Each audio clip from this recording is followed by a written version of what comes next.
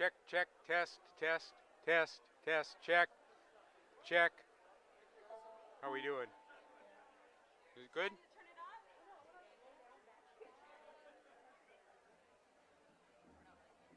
Thank you. That was wonderful. Thank you. I'm just happy you guys had me. Thank you so much. It's a delight. It's a delight. How far did you have to come to perform? Well, I'm actually coming to you on my way from Ohio down to San Diego and across to Florida. Really? I'm the guy with the old Cadillac if you've seen a couple of days ago. Yeah, that's mine. That's yours. That's a wonderful vehicle. Thank you. I was supposed to be here for like 3 hours. This is day 20. So. Check, check, test, test 1, 2, 3, test.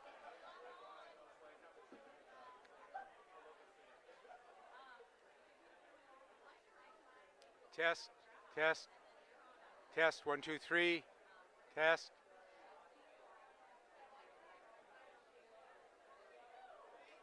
Check.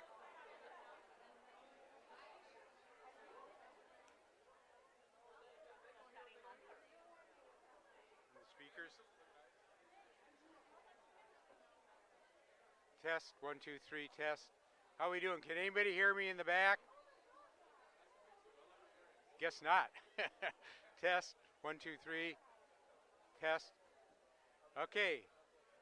Can people in the back hear? They can't hear us.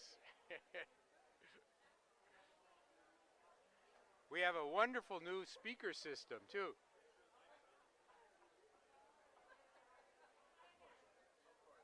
Test 1, 2, 3. Is the mic on? Yeah, I thought you.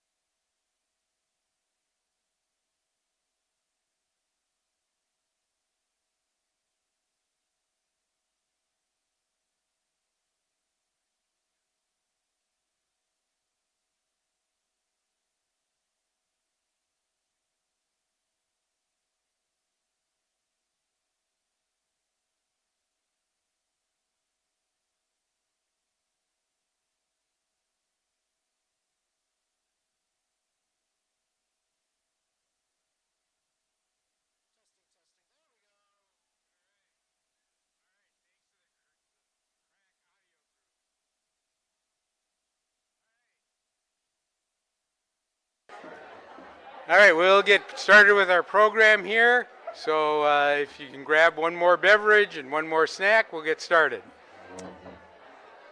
All right, well, my name is Berdie. I'm the mayor of Yachats. So, okay, can you hear me? Okay.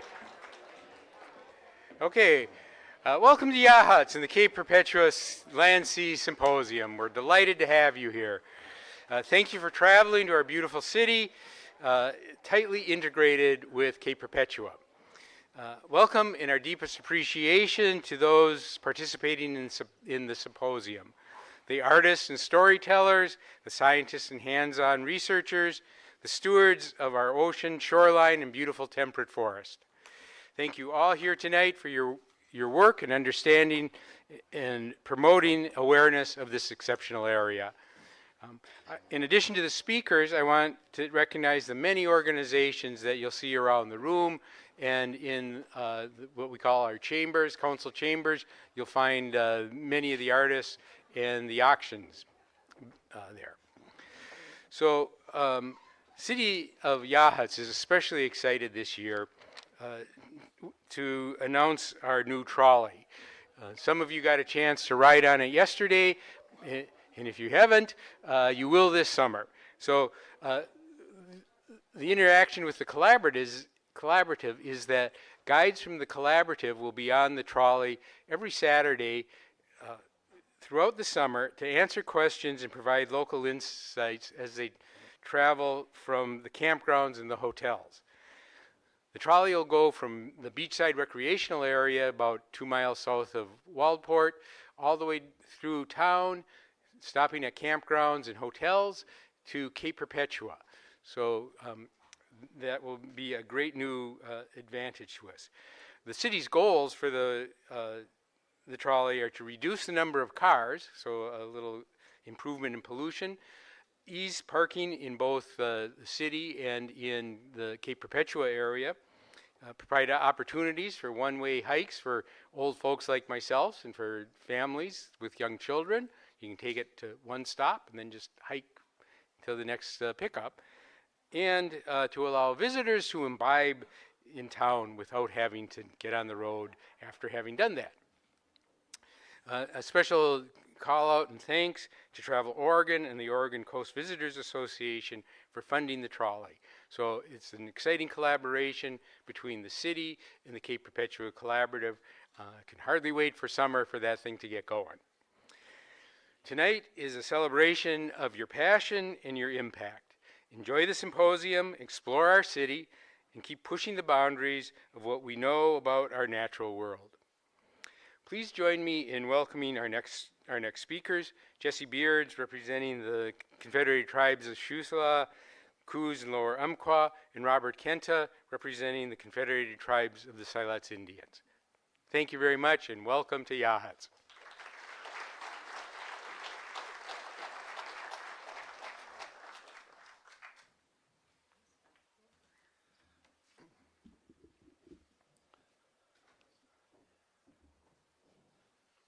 Let me see if I can adjust this a little bit. There we go.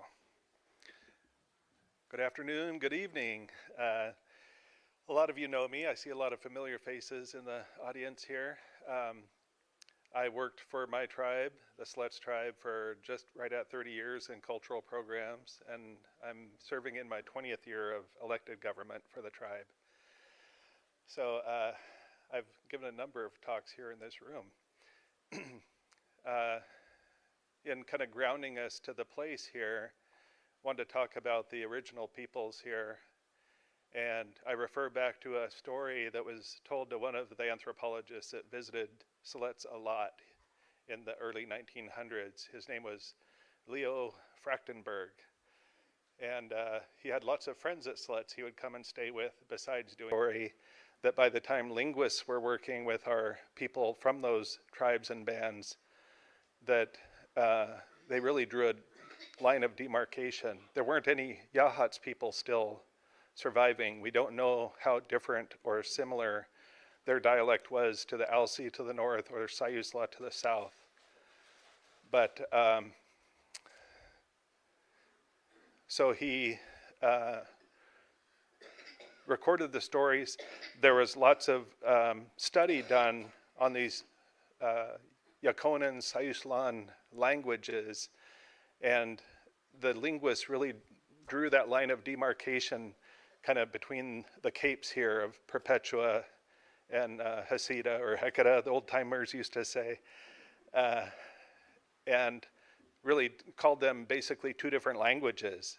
But I like to point that out as really a symbol of how long our people have been here, that by the time people were taking a look at the last speakers of those languages, they really didn't recognize them as being that related to call it one language anymore. So when the reservation was first created here, lots of people were moved from other places here to the Siletz reservation. And of course, Yachats became a sub-agency of the reservation around 1860. And lots of the Coos Bay, Lower Umpqua people were moved in here amongst Alsean people. And a lot of the Alsea people actually stayed Alsea Bay and were tied to this sub-agency, but did most of their living a bit north of here. But really tough times from 1860 to 1875 when the second reduction of our reservation happened, and this area just really without any agreement or compensation, these areas got opened up to non-Indian settlement. So those people were told to come to Siletz Agency or stay where they were or move back to their home ground, and they could claim a homestead under the Homestead Act. And then later some of them took up allotments under the off-reservation Indian provisions of the Allotment Act. So our people were really scattered, and that happened at the north end of our reservation as well in that 1875 reduction. And I'll leave a pile of pamphlets here that kind of describe that reservation history and a little bit more about what we're up to today. But to me about 2.5, 3 hours ago. So this hung on the wall in he had a big display room of drum, canoe paddles, baskets galore, a variety of things. And it just felt good to have this back in Siletz again, where it came from. It was actually made by my grandmother's cousin, Archie Johnson. And it's an Indian field hockey stick. Shinny or coho was a kind of common intertribal coastal term for our shinny game. And a lot of the stories that pertain to Yachats area talk about just south of the river where Coho Lodge is now. Used to be the Shamrock Lodgettes.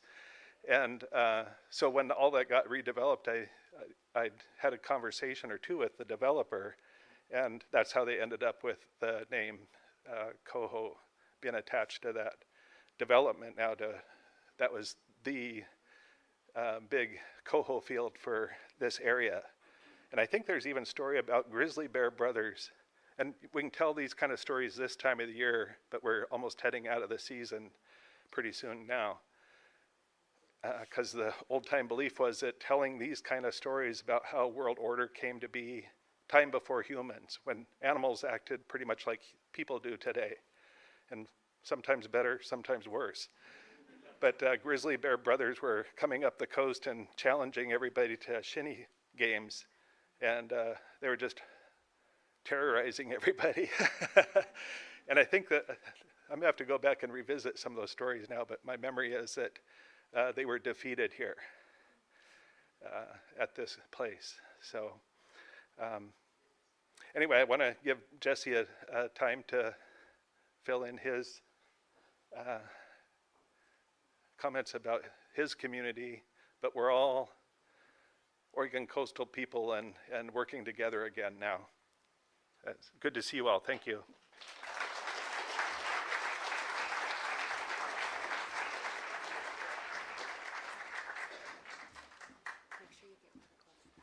Eat the mic. They're saying, eat the mic. Hisa Robert for sharing that gorgeous shinny Photograohy stick, Photograohy and Siuslaw, and Siuslaw was. But as soon as I saw it, I was like, ooh, nice shinny stick. Because that's a game that we still play today too. And it's super rough, but it's super fun. And so, Jess beer cleaning, Siuslaw kwal kwichenhich, nisachi chamani, Siuslaw tla'ai.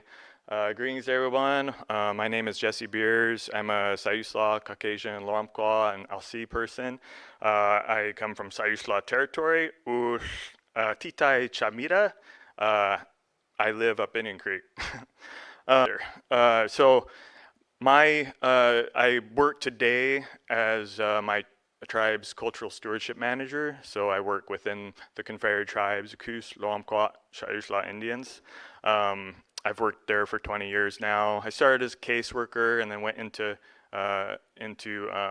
culture. But culture was always kind of my passion. not that I don't love working with youth, I still do in all of our prevention work. So, little introduction to this place. I was asked to do kind of a land acknowledgement thingamajig, and I think land acknowledgements are all about action. It's about what you can do to help support action. It's about what you can do to help support the lands and waters that we're on. My tribe comes just from the south. So Siuslaw people start at Sitmahal or 10 Mile and run south.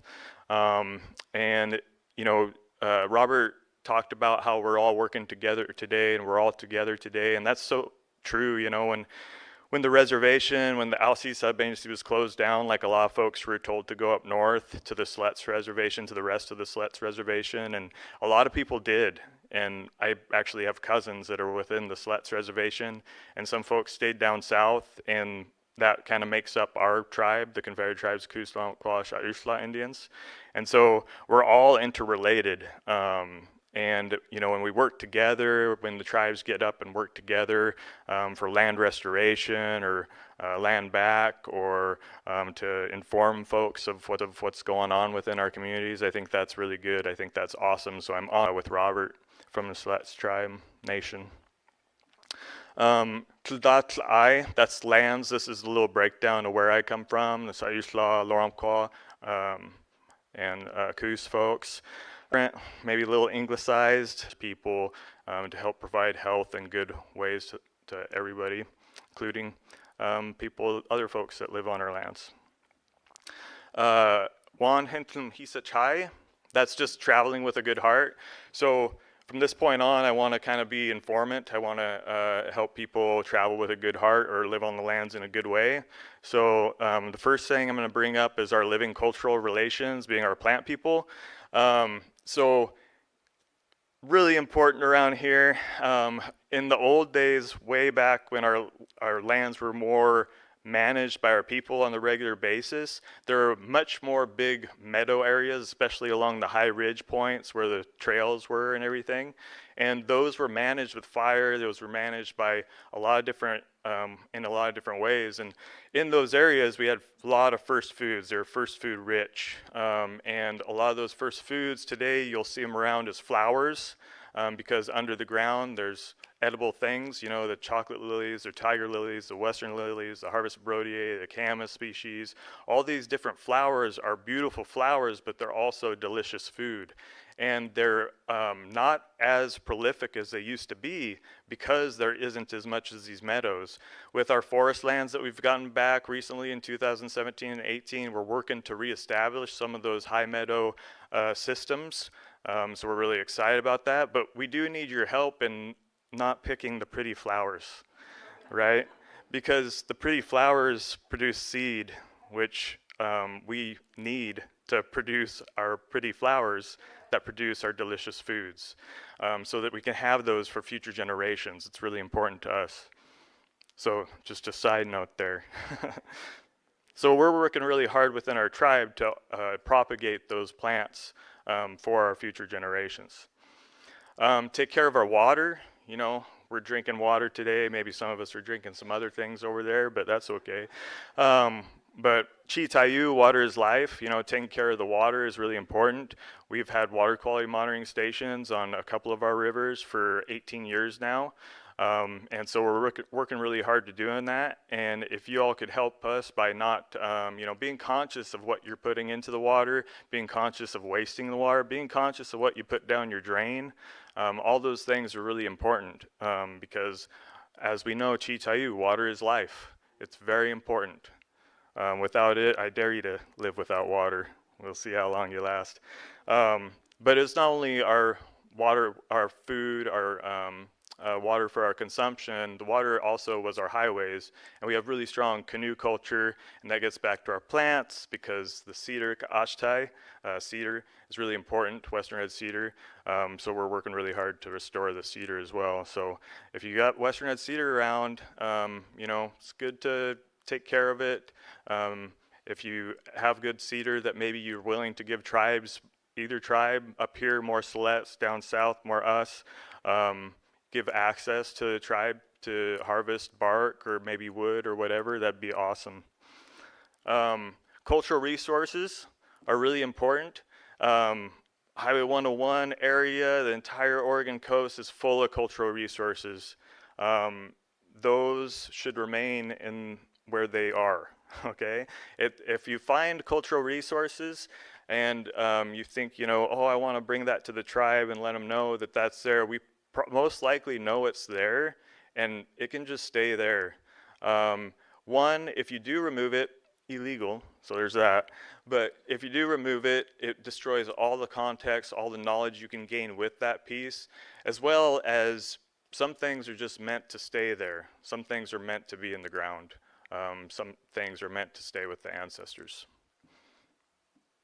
But if you do have any issues with this, feel free to reach out to any one of our TIPO offices, Peter Hatch or Robert or myself or Courtney at our tribe, or other tribes, depending on where you are. Wa'as, saying, that's language in Siuslaw. Saying things in the polite way is really important. Earlier I said, you know, don't worry about it, Florence, you know, all that. But, you know, saying things in the polite way, things have a meaning, have a name. We don't typically name things after, you know, Jesse Creek or things like that. We name them for the resources that are there. And so we're working really hard within our territory, and other tribes are doing this as well, is incorporating place names back onto the landscape. So we're starting to have naming ceremonies for places, not just our people. So that's really important because when we're doing a lot of restoration work and lands restoration, no matter who owns it, the place names mean a lot because you can learn what was there traditionally by those names, right? If some place is named Ka'achta Ice, that means, oh, it had a lot of western red cedar in that area. You know that by the name, even if now it's completely cut or it's a building or whatever, you know what was there traditionally because that's the name of the place. And finally, like, or maybe not finally, we'll see. Finally, you know, if you see us out there doing ceremonies, doing dances, doing canoeing, doing whatever, feel free to be friendly, you know, be friendly. You know, don't be too abrasive, you know, be kind, be nice. You know, we've had some really bad experiences out there doing our culture. We've had some really good experiences out there doing our culture when people approach us and ask questions and things. And so if you do it with a good heart, he's such high with a good heart, then that's totally fine, you know, come talk to us. But if you're not feeling good that day or whatever, just take a breath and walk away. That's fine too. Got some laughs, that's okay. All right, so Hisa, Luik, Ela, Masi, thank you, all the languages. This is at daybreak, and we've already been on the water for an hour, so I'll just say we get up early too. And then there's a couple websites there that you can check out. I know the Five Bears story if there's time. If not, that's okay, just go ahead, okay. There's a really cool story I can't tell you, okay. Sorry if this goes over. It's a bit of a long story, but so these are the 5 grizzly bear brothers. A long time ago, they lived down at Sutton. You guys know where Sutton is. They had a large house, not quite this large, but fairly large. They had a large house there, and by their house, there's trade routes. Out of sea, people would trade down. With rock wall was put a forked tree. And so that forked tree was like when we rock climb, it was for rope to go up and down, right? So they put a forked tree up there. And so Umpqua sent Umpqua to go down and tell all the people about the games. It's Umpqua's coyote. So Umpqua went down and told people about the games. Pretty soon, word got down to Sutton, to the 5 grizzly bear brothers, that these games were happening. And so the biggest grizzly bear brother decided to get up, and he lumbered up north. He headed up north there, and he saw all the people playing games. And he sees raccoon playing dice game. He sees otter doing foot races. He sees the throwing games and Photograohy, shinny, all the different games. And he sees Ta'i, black bear over there, rock climbing. and that's his favorite game. So he goes over there, he sees her climbing, he says, "T'e, move. You climb like my grandmother. Not kind, not nice, not respectful, but this is Swath." And so T'e, she knows what to do. She gets out of the way, and Swath starts climbing up that rock wall. He stabs his finger-long claws into that rock wall, and he starts climbing, and he starts climbing. And he's looking very good and powerful, unless you look at his feet, still on the ground. Swath is not a good climber. And so after much argument, he gets tied in, just like today, get tied in for safety, and starts pulling up that forked tree. The people start pulling up the forked tree. And he gets up to the top, and he puts his head over that forked tree, and they club him in the back of the head, send him over, hits the water, glug, glug, glug. So this is the biggest brother, biggest brother there in the picture. So next there's 4 brothers down there at Sutton, and they're sitting around, and the brother's thinking, oh man, our oldest brother's been gone for a long time. Maybe I should go check on him. And so he gets up and he lumbers up north. He gets up north there where all the people are playing games, and he sees Raccoon playing his dice game, and he interrupts his dice game. That's another thing for you. It's very rude to interrupt people's dice games. That's serious business. Don't do that. But he interrupts Raccoon's dice game. He says, "Raccoon, have you seen my brother?" And Raccoon says, "Oh yeah, he won so much money at that rock climbing game that he headed up north. He's probably trading with other folks up north." And so he goes, I better get up there faster, my brother, and get up there. So he gets tied in real quick, and he gets up there, and he climbs up as fast as he can. He puts his head over that forked tree, and they club him in the back of the head, send him over, blub, blub, blub.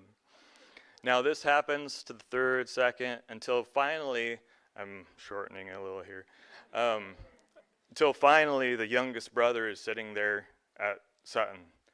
And all of his brothers are gone, and he's sitting there, he's thinking, man, my brothers have been gone for a long time. That night he falls asleep. And during our sleep, we have dreams, and those dreams are really important to us. They mean a lot of different things. And he has this nightmare of this forked tree covered in his brother's blood. And so he's very frightened. He wakes up, and he thinks something terrible's happened to his brothers. So he heads up north to check on them, to see what's going on. He gets up north there. He sees all the people playing games. He doesn't see his brothers anywhere. He starts asking around, Raccoon, where are my brothers? Otter, have you seen my brothers? T'e, Umpqua, have you seen my brothers? And they all give him the same answer. Oh yeah, they won so much money at that rock climbing game, they're probably pooling their money and headed up north and getting some abalone-laid Aludat canoe or something. And so he doesn't really believe him, but he thinks he's got to get up north. He's got to get to his brothers, so he agrees to get tied in. Very cautiously, he starts climbing that wall. And slowly, waiting at his pace, the people pull him up. And he gets up to the rock wall, to the top of that rock wall, and sees that forked tree just like in his dream. And so he moves aside because he's very nervous of it. And the people try to club him, they miss him, and he jumps off, the rope breaks, he hits the water, and he yells up to the people, I'll get you if it's the last thing I do. And all the people are very nervous because you do not want to make Swath angry. And so Swath, he's trying to swim ashore, but we have really strong tides here. They're getting pulled out. That's why we have our canoes. Getting pulled out, and he's trying to swim ashore, and finally he washes up north up at LC, and he washes up north up at LC, and he sees a little lodge on the shore, and so he goes over there, and Wren Woman lives there. Wren is a little bird, if you don't know who Wren Woman is. So Wren Woman, back in the day, grandson, you look tired. This is our culture. Grandson, you look tired. Come in, warm yourself by my fire. We didn't keep our doors locked. If we saw somebody tired, hungry, we invite him in. So invites him in. He comes in and lays next to the fire, and pretty soon he starts to get warm. He stops shivering. His fur dries off. He gets so comfortable he falls asleep. Like grizzly bears do. And so he's sleeping over here, and Wren Woman, she's a very smart woman. She knows what happens when grizzlies wake up from their long sleep. They're going to get anything in their mouth to put fat back on that body. And so she decides to make something for him. She takes some basket, a beautiful basket. She takes some shore pine pitch clumps, puts it in that basket. She takes some charcoal from the edge of the fire and crushes it up in that basket. And she starts mixing it. And this is like a glue we use for our canoes. She's mixing a nice glue batch in this basket, and over here Grizzly sleeps like they do. And she takes that boiling hot pitch glue and pours it down into Grizzly's mouth, and Grizzly gets up, my throat, my mouth, my mouth. And he's grabbing her with those finger-long claws, grabs at her, and grabs her up and puts her in his mouth, and he tries to bite down, but that glue's set up. It's hard as rock, he can't close his mouth. Takes those finger-long claws, shoves her down whole, swallows her whole. You think that's the end of Ren Woman?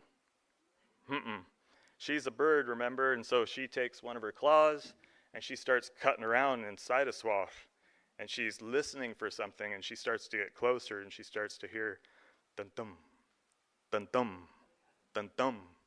Swath's high, Grizzly's heart. She grabs that heart, cuts it clean out. Down goes Swath. Is that the end of Ren Woman? No. She walks out the other end. So that's the end of all Swath, all grizzly bears within Siuslaw, within Siuslaw territory, and the little Ren Woman that defeated the last grizzly bear. He said.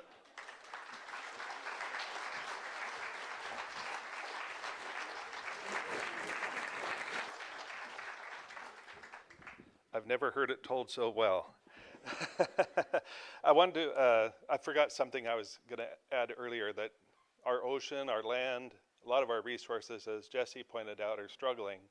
And our tribes are doing things too to assist in this restoration and enhancement work. So grizzly bear, do we have any here anymore? I don't know that we're working on grizzly bear right away for restoration, but wolves, sea otters, condors. We've lost lots of resources here and keystone species. So one of the things we've been working on, and Kyle's at the back of the room with Ilaka Alliance, working to plan for successful reintroduction of sea otters here, because they're such an important keystone species for nearshore ecosystem health.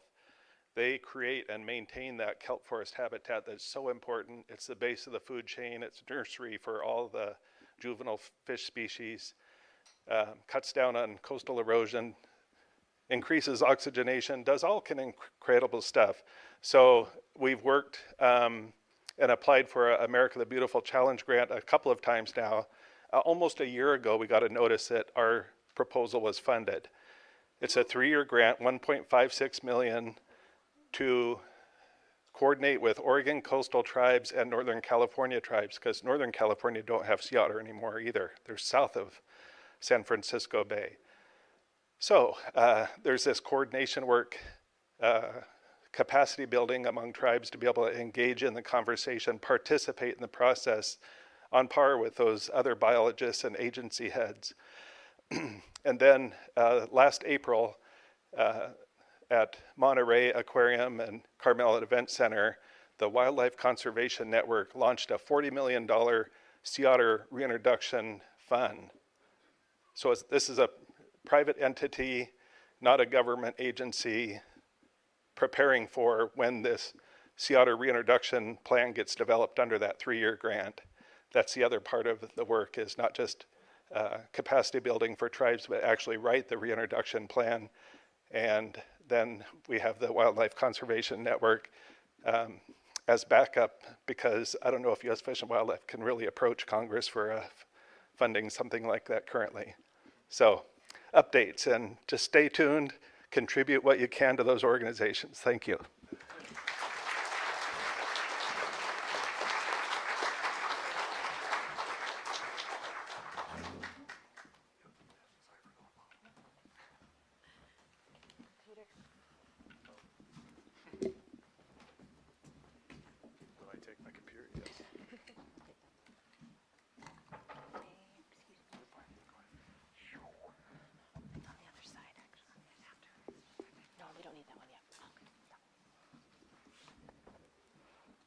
Hello.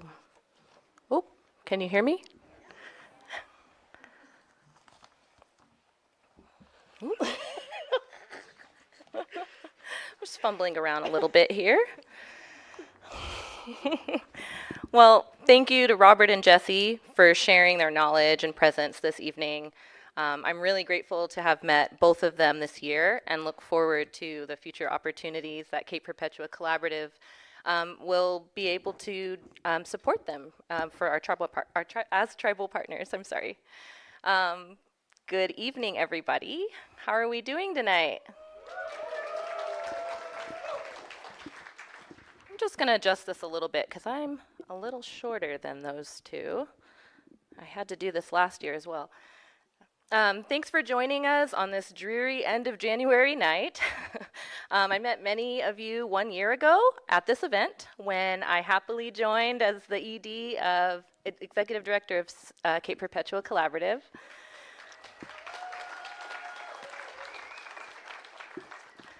Back then, I said I was drawn to this organization because of the concept of collaboration, and in all of the 365 days plus that have spanned then and now, I remain inspired by the partnerships and the dedication of the community to our mission.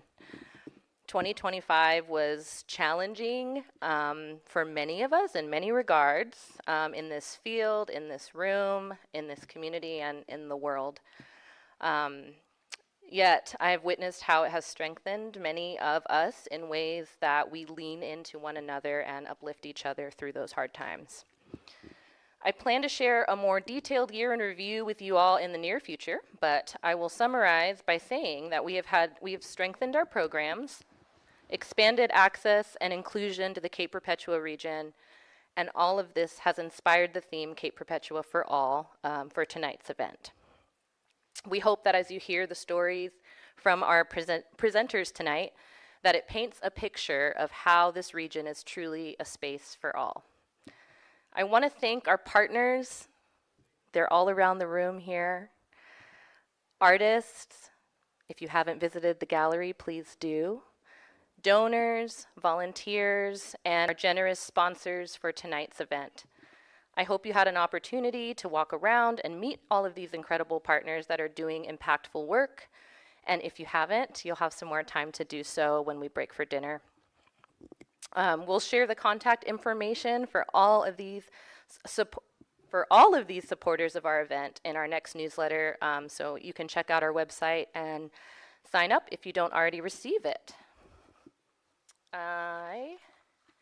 Our next speaker is Jamie Kish, one of our magic makers at Cape Perpetua Collaborative, and she'll be sharing about a special project that she's been working on.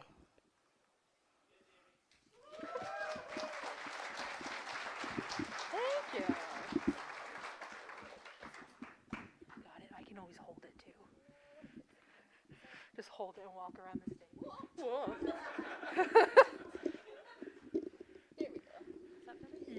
Whoa. Hey. I'll just hold it. It kind of feels cool. Hi, everybody. We're back. We did it. 365. Look at us. Like, honestly. Good on all of us for making it through the last year. Holy cannoli. So, hi again. My name's Jamie.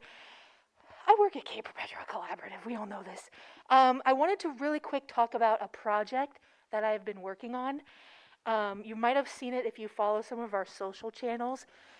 Throughout half of December, I worked on creating features of folks. A few of you have seen it. Cool.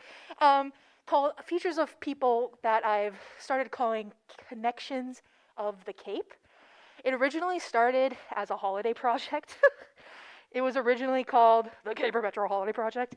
But honestly, within the first few submissions that I reached out to a bunch of people, and the first few submissions that came in, it was immediate. That was like, oh, this is not, what's your favorite beach? Like there was heart and extreme depth and importance to these answers that we were getting back. I love this photo. Look at little Steve. That's one of my sweet friends, Steve. He's in the audience here tonight. That's him back at Bob Creek when he was a little guy. He looks like how I feel up here. It's not you, it's me, 100%. So, as I said earlier, I kind of cast broad nets. Anyone just throwing spaghetti at a wall, seeing where it would stick. And in the end, 15 folks got back to me and answered all the questions. And so began the Connections of the Cape project. There were 6 questions that I sent out to everyone. I literally just came up with these on a whim. It was not like, I'm going to sit down for 4 hours and really think through the process of like getting to the core of matters and figuring out what makes people tick. It was just like, okay, what would I want someone to ask me about my favorite place on earth? And so I just asked these 6 questions. How are you connected to the Cape? What's your relationship to the area? What does the Cape mean to you? How does it make you feel, whether mentally, physically, spiritually? If you could recommend up to 3 spots to someone who hasn't been here, where would you tell them to go? The number one answer for that was very obviously the top of Cape Perpetua. That darn overlook, man. Especially, it was so cool. Everyone sees something different, and everyone holds that place in their heart in a different way, and it's so cool seeing through the eyes of other people. Again, your favorite places. Also, do you have any flavor? Do you have any favorite local flora or fauna? And lastly, this was my favorite question. What do you hope for Cape Perpetua over the next decade? We got so many. This is a sampling. There's over 120 different graphics I made for this. And these are just a few of them. People from the city of Yachats, people from our volunteer base, our amazing volunteer base, people from different organizations, people who don't live here that just visit. I tried, again, casting that wide net, and the people that came back in really delivered with all their beautiful experiences and memories and things that they wanted to share. So, with that, good news, it's ongoing now. It was such a hit that we've decided once a month to feature a new connection of the Cape. So I just put, no time like the present, I put this website page, I put this page together this morning, and you can head over to it. Our page, collaborative, capeperpetuacollaborative.org/connections of the Cape, and you'll be met with a little blurb about the project, as well as a form with all those questions, your name, everything like that you can put in. You can send up to 10 different photos of yourself or various areas that you love. And then a little, like, are you cool with us blasting your face all over the internet now? And so you can go on that form day or night, fill it out, like share your little love story. And then once a month, we'll pick one and feature it across our social pages. Ones that we get sent in, as well as the 15 previous ones, I'll be working in the next week to load them all up onto this page as well, so that way you can go back and look through all the past connections as well. So, with this, those are Mindy's kids. I don't know if you guys know Mindy, but she's an angel. Those are her 2 sweet kids. This project, for me, has become of great importance. I think it's really vital that we continue to spin our webs, anchor your hold fast deep right now, and keep symbiosis at the forward of our brains. These connections are really timely right now because of how many horrific tenets of our current reality are revolving around people and places under oppressive systems. Further creating, imagining, remembering, celebrating, these are all things that we need to be doing to tap back into why we're alive in the first place, especially in such special, sacred areas as the Cape Perpetua area. The Connections of the Cape project left a really lasting message in my heart of how truly deeply every single one of us, every blade of grass, every scale on a fish out there, every little nudibranch gill, it's a part of all of us. We're all connected to that. And what a gift, man. How darn cool. So we as humans, we need these places. We need these environments, these species, these habitats. And these places, these habitats, environments, and species need us to extend that care back now. So in the next, the next 24 hours, I'll see you tomorrow. In the next 365 days, I would love to see more of your connections bubbling up to the surface. So with that, I just want to wrap it up by saying thank you to our 15 original connections: Steve, Amber, Erica, Yannette, Melanie, her cat Rumi also joined the party, Joanne, Brianna, Talena, Alexis, Adam, Nicole, Greta, Mindy, and Shannon. Thank you all so much for sharing your hearts so openly and freely with us, and reminding us that, like, we're so darn lucky. I don't trust it. Is it stable? Or any of us. Okay, can I get down now? Alrighty. Thank you, Jamie. Appreciate those words and this wonderful project, and I'm excited to see people get involved. Our next speaker is Katie Darr. Her presentation is called Fishing for Science and Stories in the Cape Perpetua Marine Reserve. She's a communications and engagement specialist at Oregon Department of Fish and Wildlife.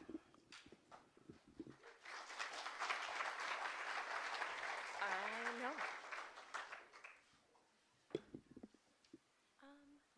but I can get it. Oops. Stay tuned. I think maybe we'll just do dinner now, and then we'll put it up afterward.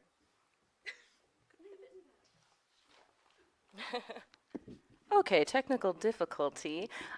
We are going to work on Katie's presentation after dinner, so we're going to go ahead and break now. But before everyone rushes to that delicious food, we actually are going to call people by group so we can kind of coordinate that a little bit and help the flow a little bit better. So we're going to do that. We're going to call all of the actual tables, have little critters on there, so I'll call those out, and we'll have you come up in between. Please feel free to visit the other the partner tables. Please join our raffle, and then we're also doing a live auction later tonight, so please go ahead and get some tickets for that to participate. And I am going to invite our folks here in the open chairs first to grab dinner, and then I'll call your table critter. Thanks.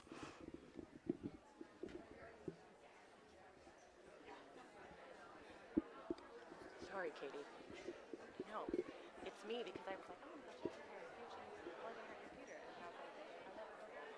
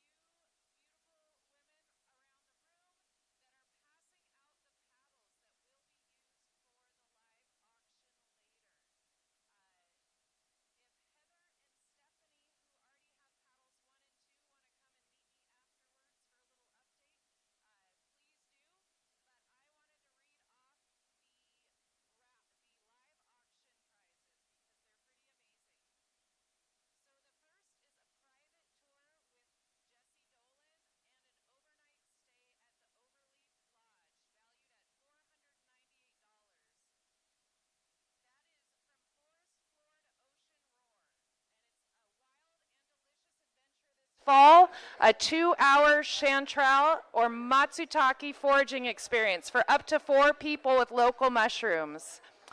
We wandering and getting the Jesse Dolan experience here in Yachats, and sometime between late September and early November. And then that would include a stay at the Overleaf Lodge. So that is one highly coveted package.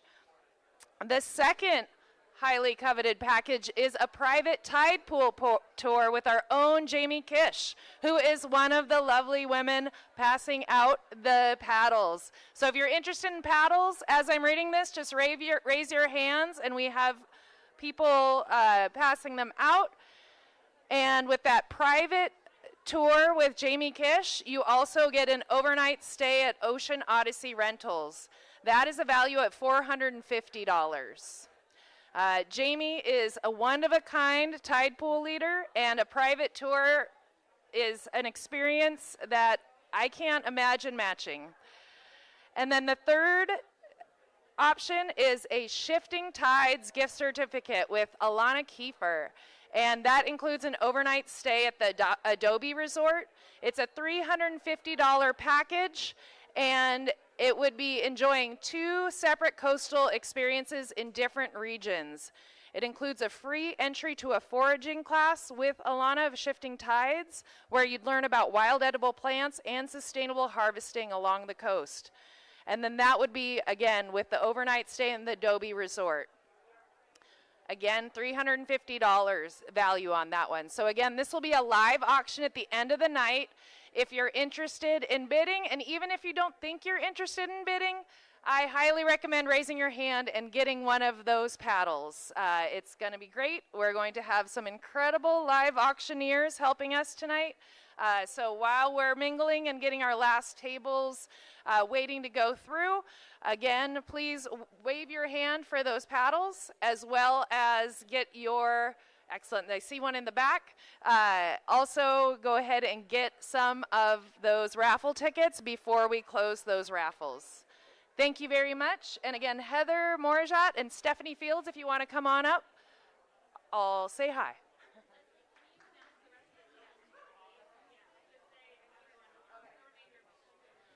And I've gotten the notification that all the remainder of the folks who have not yet been called, please get into line in the hallway.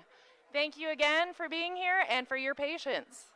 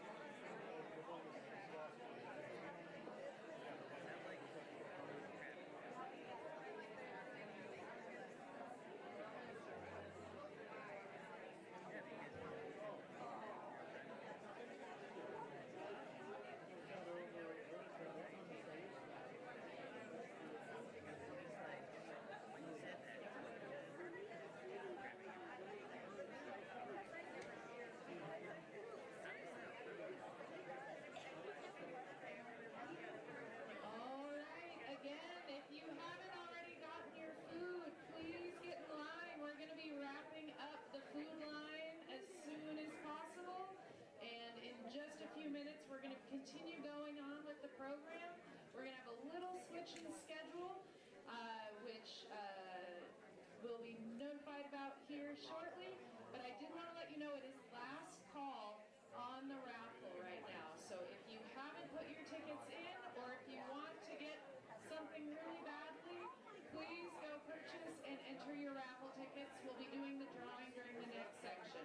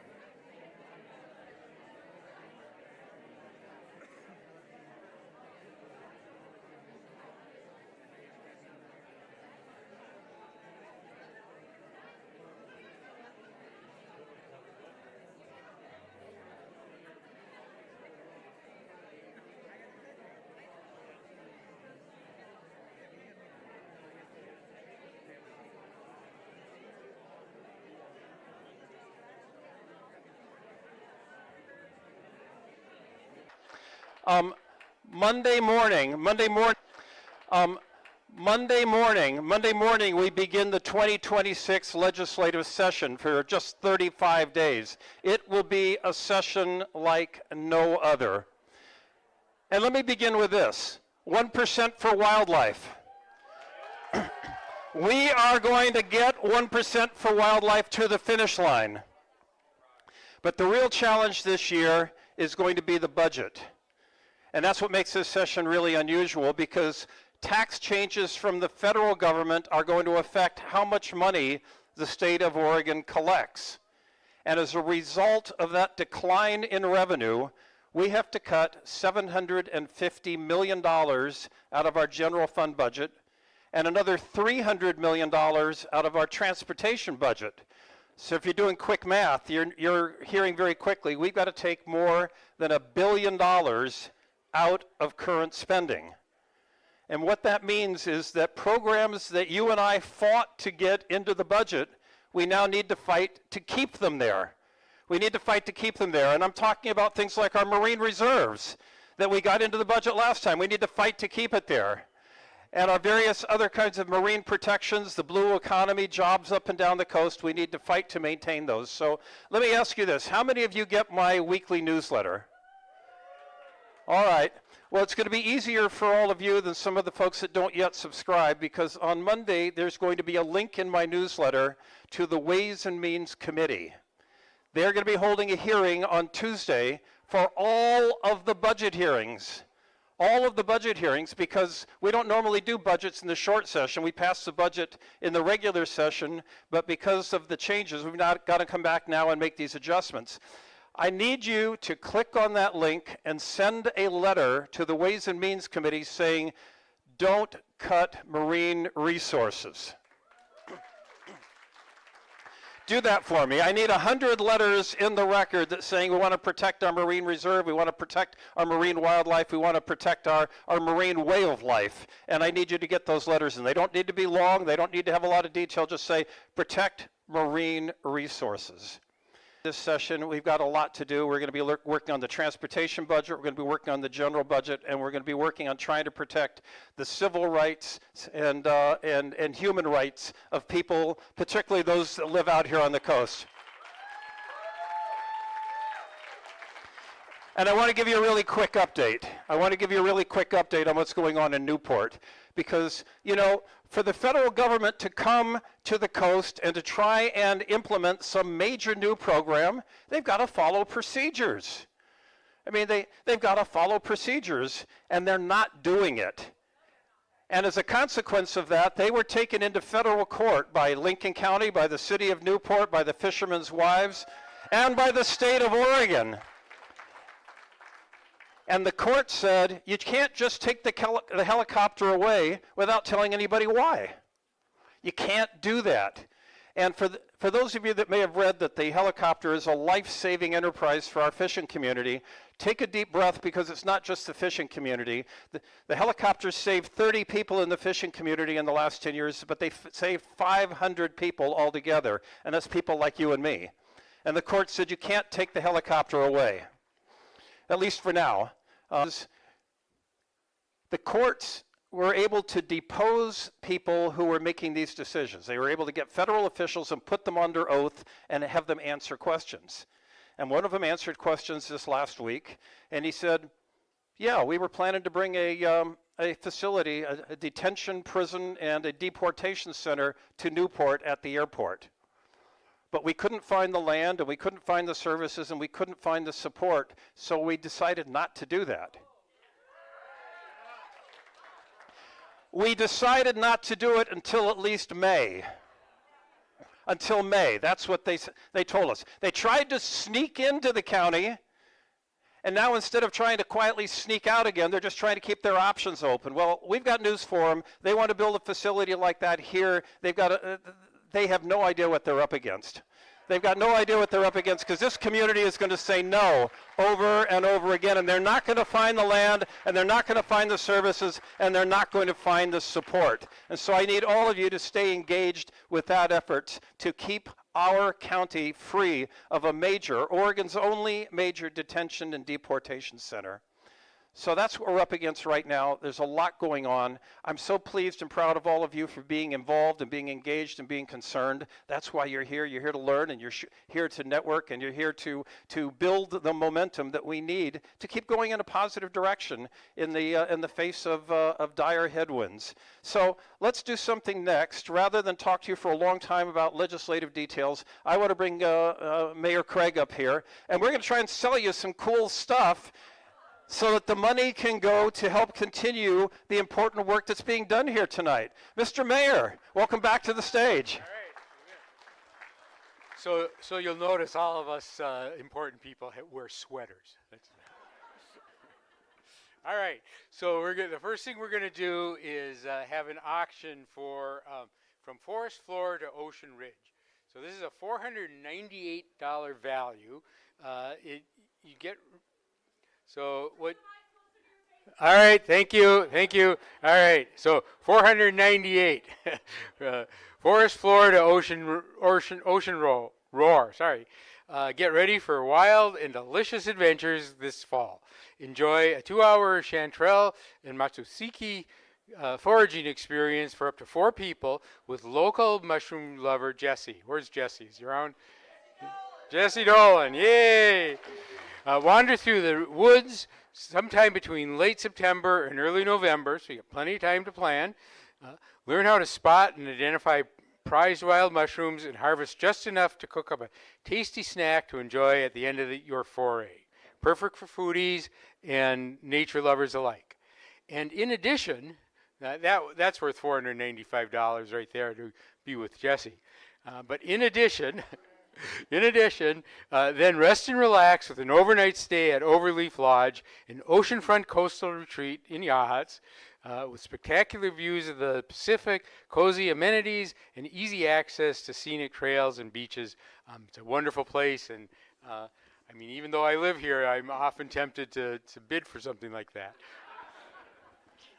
Thanks so much, Craig. You know, they tell me to hold the microphone up in front of my face so that I can't be seen as well. But look, we're going to sell you a Jesse Dolan experience.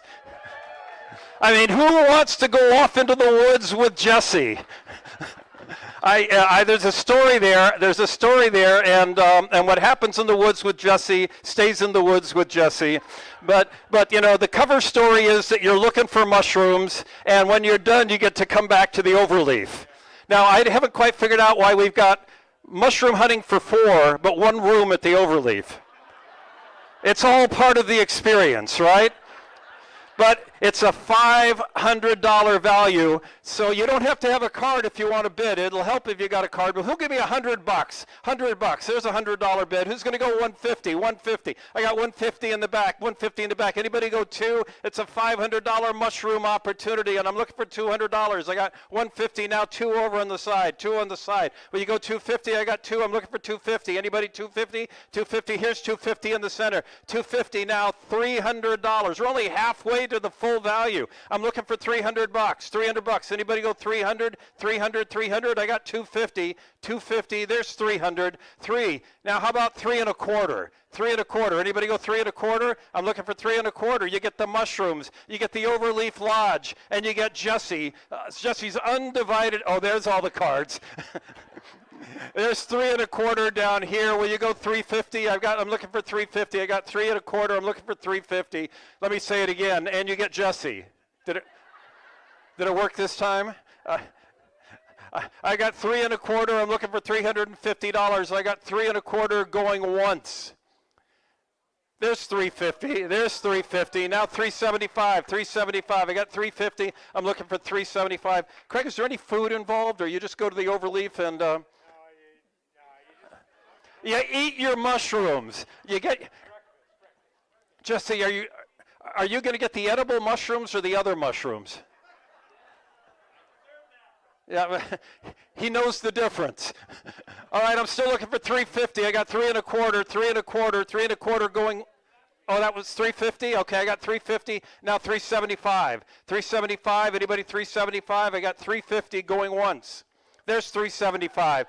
375 now 4. I need 4. $400. I got 375 going once. $375.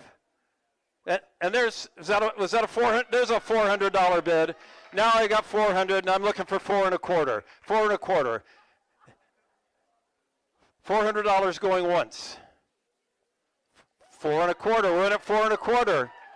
Are we going to get to $500? I got 425, and I'm looking for 450. 450. I got 425 going once. 425 going twice. And we are sold for $425.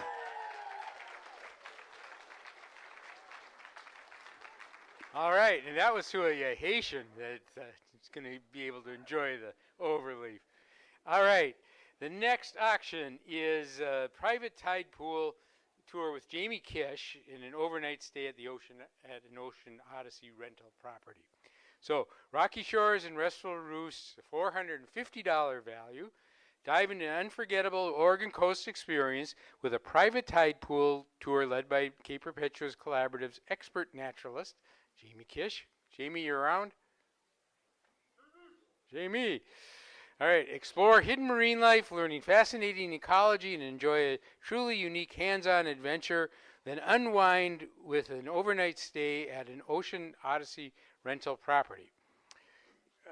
Featuring a cozy vacation rental on the beautiful Oregon Central Coast, perfect for relaxing, beachcombing, and enjoying waves, sunset, and fresh sea air. How many people? That's for two. Tide pools for two. Is that right? All right, I'm just double checking the details here. I want to make sure how many of you get to dive into a tide pool. That's what it said, right? Dive into tide pool exploring. And, I think it's great that they're being out there with an expert naturalist. I want to make sure they're out there with somebody who's an expert in tide tables.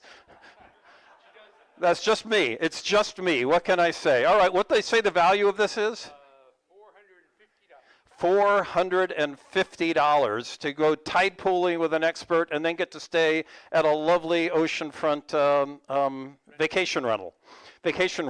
So who's going to give me an opening bid? Will anybody give me $100? $100? I'm looking for $100. There's boy, we need it. It was warm in here, and if I said $100, we get a little bit of a fan. So I'm gonna start with $100 down here, and I'm gonna go 150. 150. Anybody 150? There's 150 straight back. 150 in the back. Now two.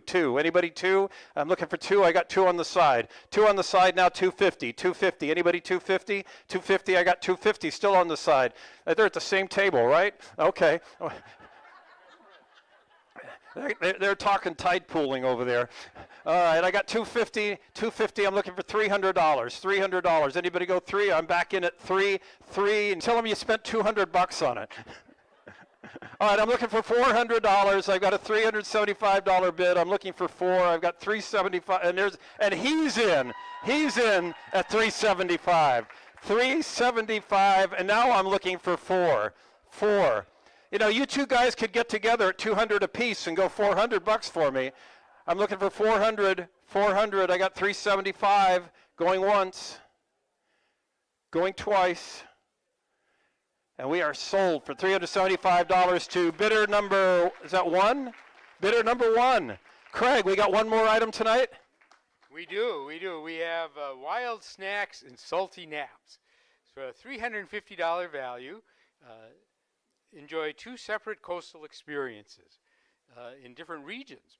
This prize includes a free entry for a foraging class with Shifting Tides, where you'll learn about wild edible plants and sustainable harvesting along the Oregon coast, plus relax with an overnight stay at the oceanfront Adobe Resort and Yachats. Learn, explore, and unwind on your own schedule in two beautiful places. So I wasn't familiar with Shifting Tides. Some of you may be, but I don't get too far out of the city limits of Yachats, so kind of a narrow view of the world. But I looked them up. They go from kind of Tillamook up to Seaside. Really interesting marine biologist that runs it. A variety of classes in tide pooling, mussel foraging, bay clamming, seaweed tasting and sampling, and how to harvest, crabbing, and a whole bunch of other options on that site. So it sounds like a wonderful time to do that, and then a night at the Adobe, which has a restaurant, by the way. value? This one is $350. A $350 value. Hey, Jesse, take a picture for my newsletter so I can put all these people in the newsletter on Monday. All right, so we got a $350 value. You get to stay at the Adobe, and if you get hungry, you go out in the woods and find something to eat. Did I get that right? That's right. Okay, all right. And somebody's going to take you out there and point at stuff and saying, that's pretty good. This, not so much. I'd leave that one alone. Don't eat that one. All right, foraging in the woods for food and a night at the Adobe. It sounds like date night in Yachats to me. So again, I'm going to look for a $100 opening bid. There's $100 in the back. We go 150. I got 150 here on the side now. Two. Anybody $200? I got two over here now. I got two over here in the front now. 250. She's still in at 250. 250 now. Three. She's in at 250. I'm looking for three. $300. $300. There's $300. $300, and I'm looking for 350. And she's in at 350. Look, she hasn't even bent the elbow. Everybody here can bid, and she's going to win this. Okay? I got 350. Who's going to go 375? 375. I'm looking for 375. He's in at 375. Oh, a bunch of people are in at 375. 375 now. $400. $400. She's in it back at four. Now 4.25. At 4.25, anybody going to go 4.25? 4.25 for foraging. 4.25. I've got 425, and I'm looking for. I've got 400. I'm looking for 425. I've got.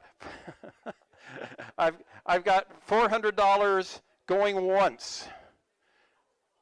$400 going twice. Last chance. He's in. He's in at 4.25. I'm going to test her resolve. I've got 4.25, and I'm looking for 6. I'm just trying to, filter out the riffraff here. I'm just, it's getting late. I got to drive to Otis tonight. I just want to make sure we get this taken care of. All right, I got 4.25, and I'll go 450. Would you like it for 450? I got 4.25, looking for 450. 450, anybody 450? She's in at 450. 450. We might get to 6 at this rate. 450, and I'm looking for 475. Anybody 475? 475, 475. I got 450 going once. 450 going twice. She's determined, and she has won at $450. Congratulations. Thank you, everybody, tonight for your generosity and for your participation in a remarkable, remarkable gathering. Craig? Yeah, thank you all. This was wonderful for a great cause. Really appreciate your participation. All right. So what happens next? Oh, we're going to read the raffle winners? All right, so she's going to go get the raffle bucket. Yeah. I hate being the guy that pulls the raffle ticket. Can I just say that, Craig? Okay. I'm an elected official. I depend on all these good people and their good graces, and you reach into the barrel and you pull out one ticket and you make one person really happy, and everybody else is just ticked off at you. No, this is not a good thing for a politician to do. I just want to say that right here and now. I don't have as much to lose. All right. We're waiting for the, any questions for the mayor while we're waiting for the raffle to come up here? Anybody got a question? Yes. What's my favorite thing about being mayor of Yachats? Not being mayor of Yachats. It's easy. It's working with you, Bobby. It's the wonderful people in the town, and the fact that we're able to get so much done in the last couple of years. I'm so proud of the town and so proud of the council and what we've achieved, and it makes me feel really good. I mean, in a couple of weeks, you'll be able to get married at the Little Log Church Museum again. Come and visit our beautiful new library. We're going to have a kickoff ceremony later in February. It's just all these things coming together. Our new trolley, where you can tour the town. in the area. It's just really wonderful, wonderful people, smart people that are all looking out for each other, and I really appreciate that. Yachats really is a treasure here on the Oregon coast. Special place, special people. Just like the special place that we've got in Waldport with the special people there, or Depot Bay, or Toledo, or Siletz, or Lincoln City, or Otis, or for that matter, Philomath and Monroe. I mean, you know, I represent from Lincoln City all the way to Junction City, and from Florence to Philomath. So I've got a lot of wonderful, wonderful cities, and I'll compliment all of them up here tonight as long as I get the chance. How are we doing on the, where's the raffle bowls? Oh, so we've just been here wasting everybody's time. Okay, well, thank you so much, everybody. You want to put this back in there for you? Thanks so much.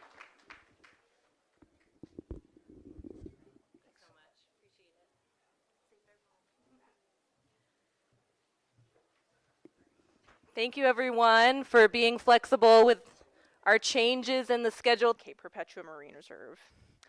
So quick recap for folks who might not be familiar, but we have 5 marine reserves on Oregon's coast, and these are areas where there's no fishing or harvest of any living thing allowed, and there's no ocean development allowed in these spaces. And each of those marine reserves, well, most of them have an associated marine protected area where there's some harvest allowed, but still no ocean development. And these sites were selected in consultation and collaboration with communities and stakeholders. The 3 main goals for Oregon's marine reserves that are in our legislative mandates are related to conservation, research, and communities. So the goal is to conserve biodiversity and habitats, to serve as long-term research sites, and to avoid significant adverse impacts to coastal users and ocean users in coastal communities. And marine reserves really serve as listening stations to help us understand our changing ocean. And we do a lot of ecological monitoring as part of that work, but we also spend a significant part of our program looking at social science and human dimensions, understanding how marine reserves are impacting people, both negatively, but also if negatively, again, to avoid those adverse negative impacts that are written in our mandates, but also things about how marine reserves contribute to well-being. And I know several of you in the audience participated in a human dimensions project that we did last year looking at those aspects of well-being, so thank you for that. I want to shout out to the ODFW Marine Reserves team here. We are responsible for the management and scientific monitoring of these sites. Dr. Maria Zapetis is in the crowd today, who's the Nearshore Ecology Program lead. Amanda Gannon also, who is our adapter, and Stephanie Fields is here, who is on our ecological research team. And I do want to shout out a couple of opportunities. We are hiring for a new Human Dimensions project leader, and that's open through February 11th. So if you know anyone who might be a good fit to lead our social science, please let them know. And if you know an undergraduate who is excited about marine reserves, we are also recruiting for an Oregon Sea Grant undergraduate summer scholar through February 15th. And I may be biased, but I think we're a pretty great team to work with, so come work with us. And I just want to say that we cannot and we do not do this work alone. So this slide is just a brief snapshot of the web of partners and collaborators that we worked with to implement the marine reserves. And we're always looking for more. So if there's something you're excited about in the marine reserves, we'd be happy to chat and keep growing that network. Here you can see some of our core ecological research tools that we use to study changes in the marine reserves. And the tools that we use depend on the specific characteristics of each of the unique 5 sites. So not depicted on this graphic are our intertidal surveys, our sea star and mussel surveys, but we do those too. At Cape Perpetua Marine Reserve, we do our hook and line surveys, our fishing for science. The only kind of fishing that's allowed in the reserve is coming out with our ecological research team, and I'll talk a little bit more about that in a minute. We do remotely operated vehicle, ROV surveys, and you'll see an example of that on the next slide. And then our partners at Oregon State University lead oceanographic monitoring here using sensors to understand ocean conditions like temperature and oxygen, things like that. We also have a long-term partnership with the Partnership for Interdisciplinary Studies of Coastal Oceans, PISCO, and the multi-agency Rocky Intertidal Network, Marine. And they have both been conducting long-term research at the site since before the reserves were established. So this is a really valuable long-term partnership that's essential to the research that has taken place and continues to take place here. So, well, hopefully this video will play. Maybe? Yes. Okay, so here you can see some footage from one of our remotely operated vehicle surveys, ROV. And this is a great tool that we use to understand what's happening on the seafloor and our biological communities down there. That's our little wolf eel friend, one of my favorites. And some facts about Cape Perpetua Marine Reserve, if you don't already know, 18.3 square miles. Harvest restrictions went into place here in 2014 after 2 years of monitoring that started in 2012. And you can see from the video that it's mostly made up of soft bottom sandy habitat with some isolated rocky reefs and deeper waters. And we also have our rocky intertidal where we all love to tide pool.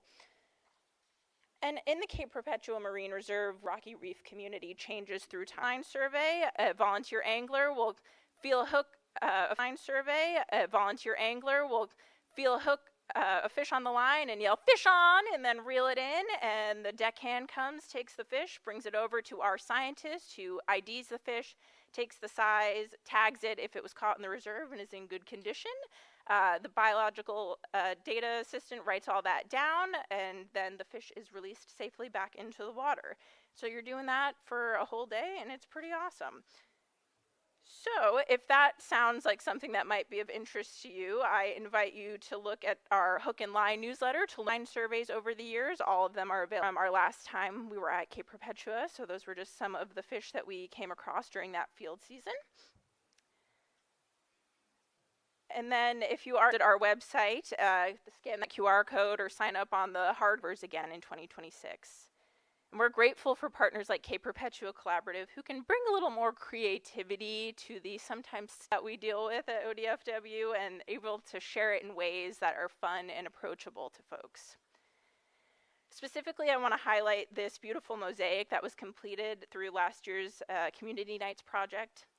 It's a beautiful physical representation and reminder that each of us has a unique role to play in conserving our coast and Cape Perpetua specifically, and that we really can do so much more together than we can do apart.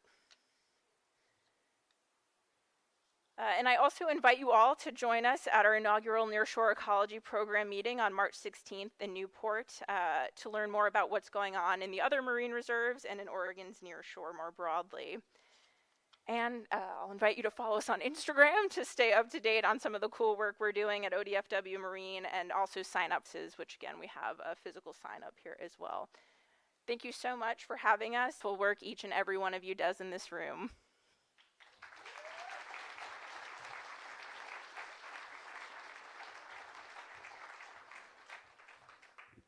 Thanks so much, Katie. I just wanted to also note, I don't know if she's still here, but our mosaic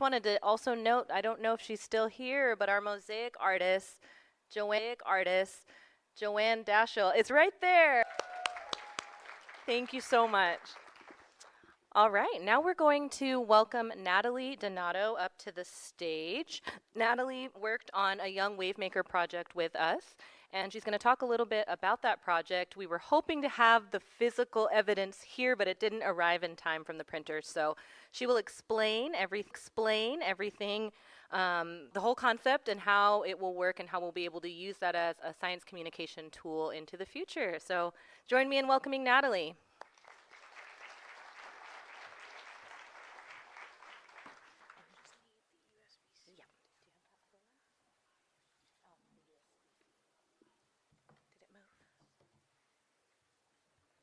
Shuffling a little.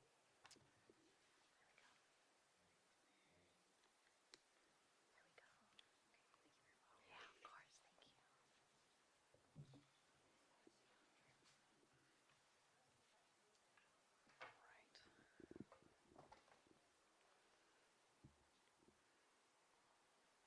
you.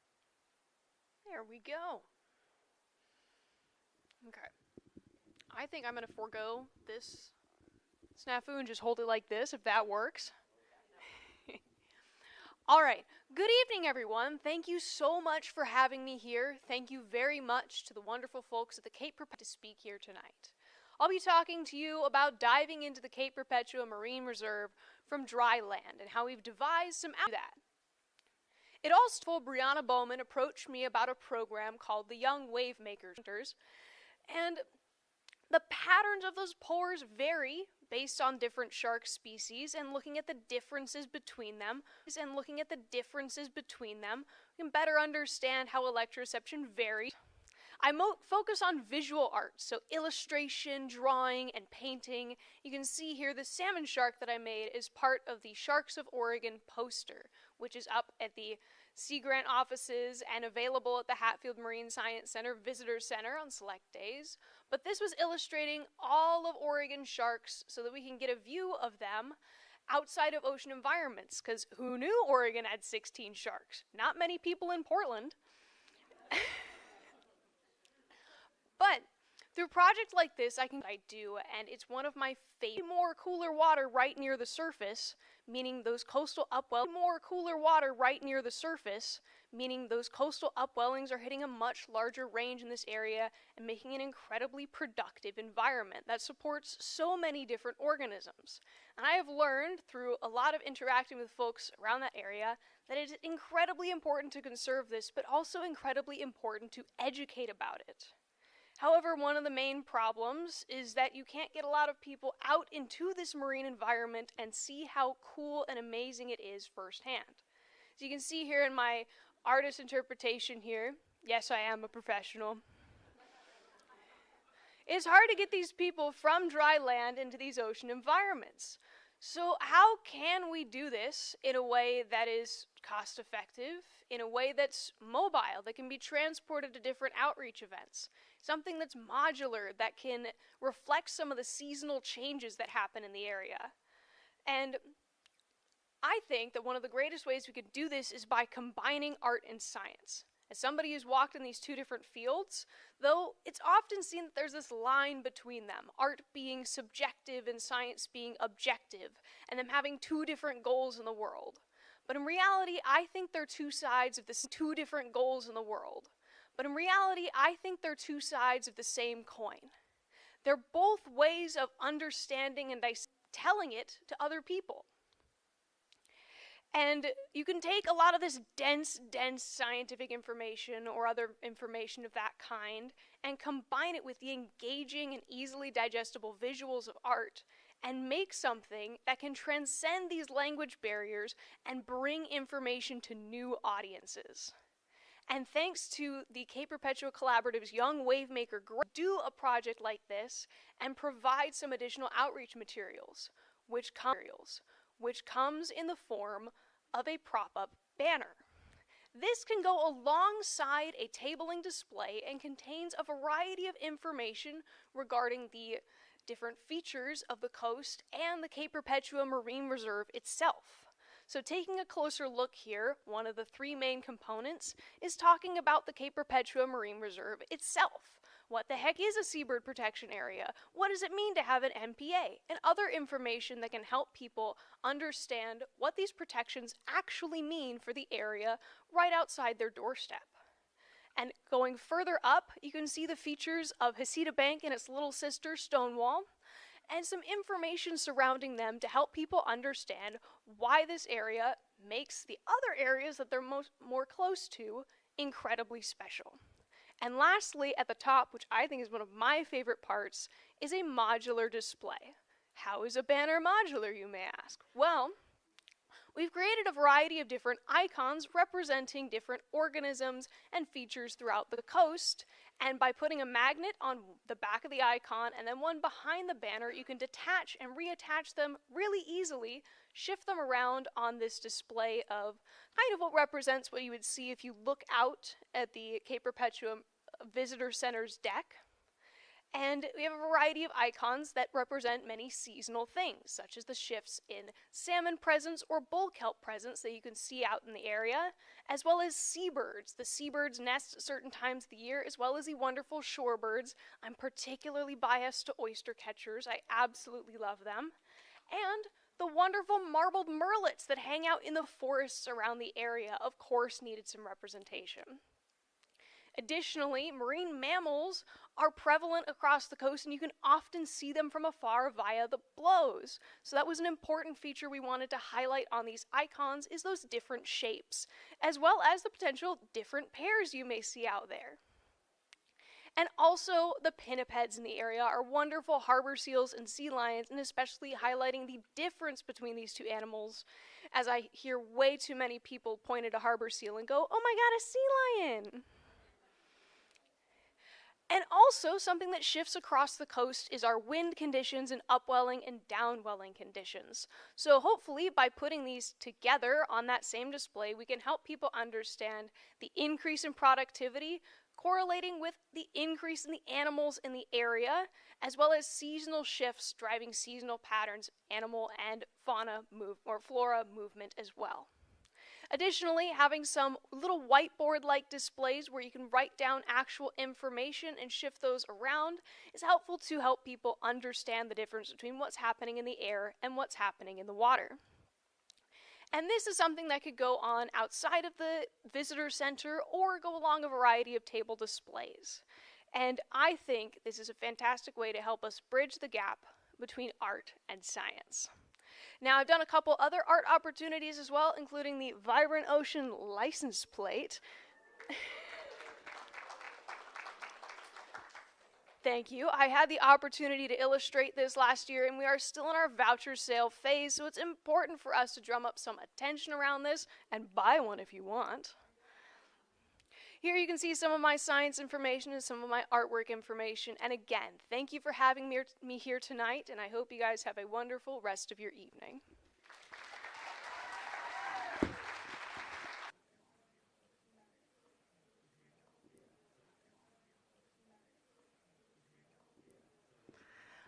Okay. That started as a small what if and turned into something life-changing for a group of youth. A specific, very important goal: bridging the gap between people of color and the Oregon coast. If you're familiar with Oregon's history, you know that our beautiful coastlines hasn't always been a home, or even a welcoming space for everybody. For many in the Black and brown community, the coast can feel like a place that belongs to someone else. It lacks diversity, and for a lot of children in the cities, it feels the world away.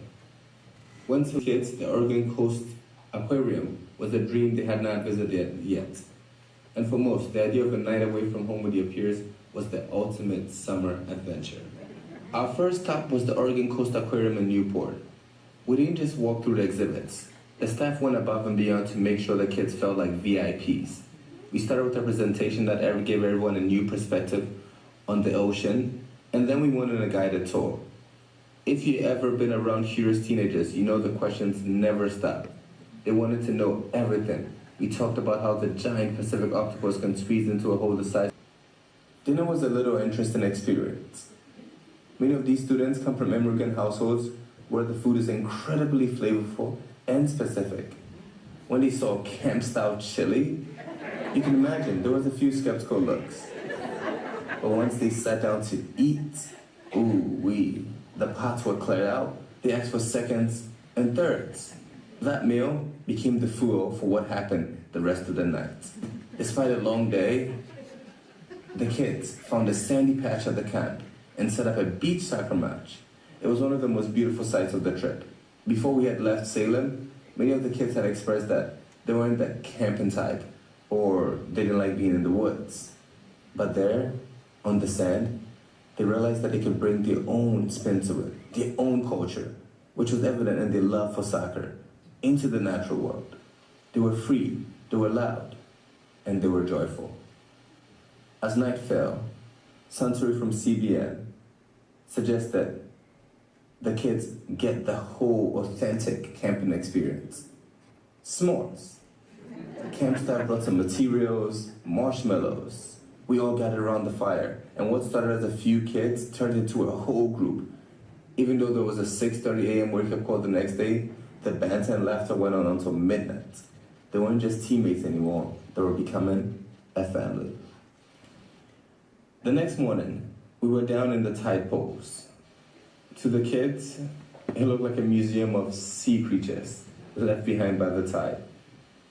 They saw sea stars like Patrick, sea anemones, or enemies as we called it, and crabs in their natural habitat. In a moment of pure youthful exuberance, one student found a massive strand of bull kelp and started using it as a jump rope. Other kids saw that and jumped in. Suddenly, we're all having a competition.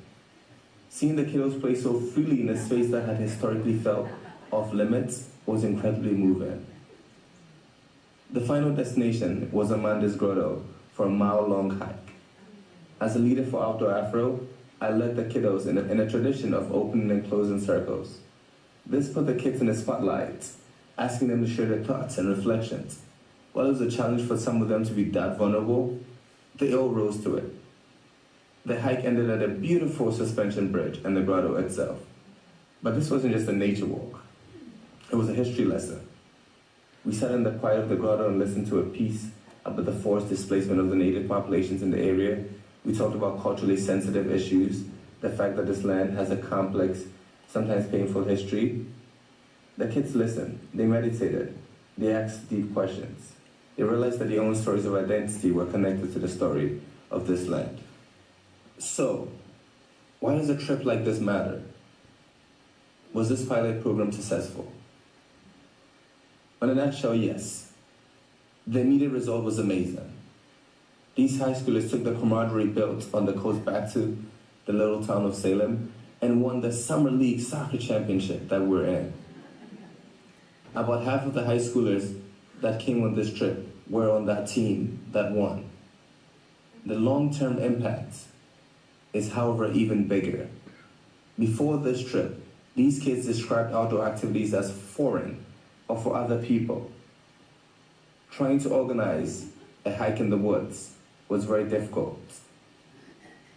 And trying to organize a camping trip was next to impossible. But this program changed that narrative.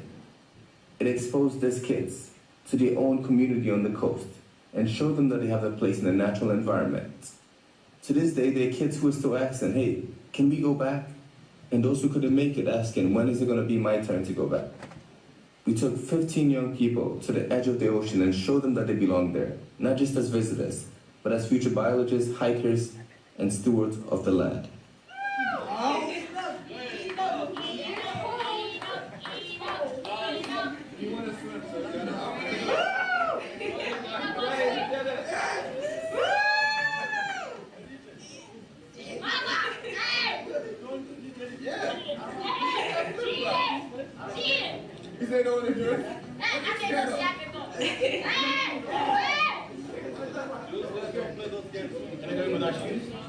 You can. Yeah, it's up to you. But you're going. Yeah. He's the one that does. All good. You show it the more the sea star. Yeah, is it cold? It's a little cold. Bring here. Hey, bring here. Okay. When is it?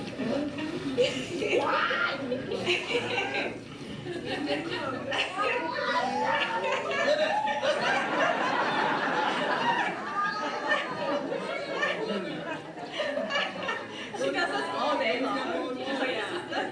It's making my toes now. Good job.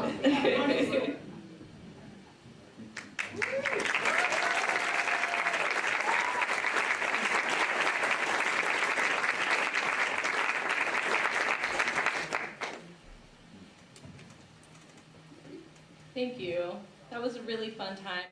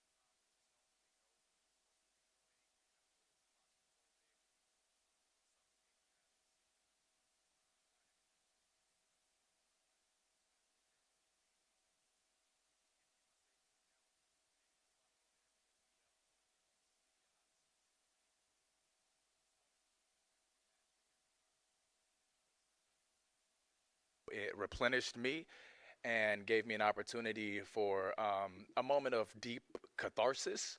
I was just at the Drift Inn actually before I came here. I almost didn't make it because I was so in a daze at Drift Inn, just because I had like a specific moment that it was really important to me there that I'll never forget. But Cape Perpetua, and thank you to you guys for all having me. Thank you for the Cape Perpetua Collaborative. Thank you to Talena for having me here.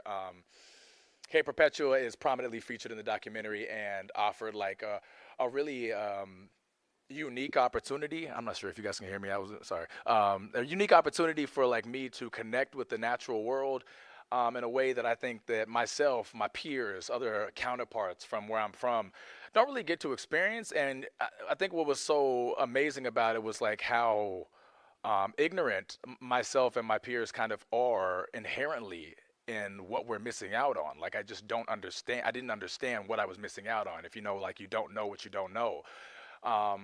So when I came out here, I really experienced and this crippling confrontation with the reality of what time will allow underpinning it all.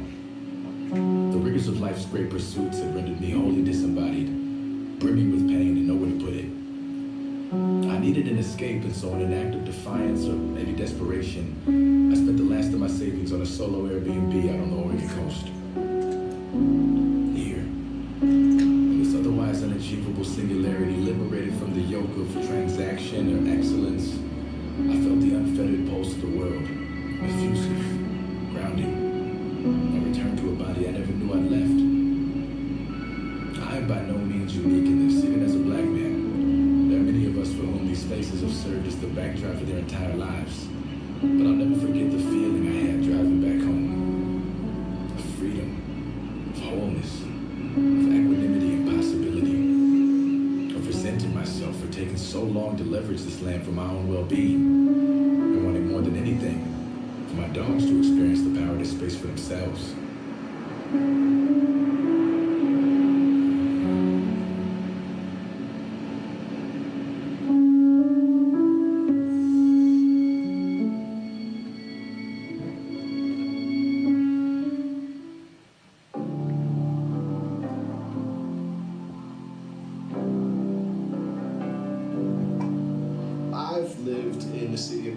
For most of my life, definitely been a journey.